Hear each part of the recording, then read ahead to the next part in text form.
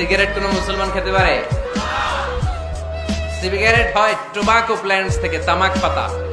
ফরিদপুরে চাষ হয় নাকি? হয়। কোন থানায় হয় বেশি? হ্যাঁ, তামাক ক্ষেত যারা দেখছেন কোনো বেড়া লাগানো লাগে? কারণ ছাগলও মুখ দেয় না। তো যেটা ছাগলে খায় না এটা কোনো মুমিন বান্দা খাইতে পারে? তো খান কেন এগুলো পচা জিনিস? হ্যাঁ, এই পৃথিবীতে বিড়ি আর সিগারেটই একমাত্র খানা যেটা টয়লেটে ঢুকে খাওয়া যায়, তাই না? পৃথিবীতে সিগারেট আর বিড়ি একমাত্র খাবার। রাগ করবেন না যারা খান, রাগ করেন না। আবার একটু কমন সেন্সটা কাজে লাগানোর জন্য, চিন্তার জন্য বলতেছি।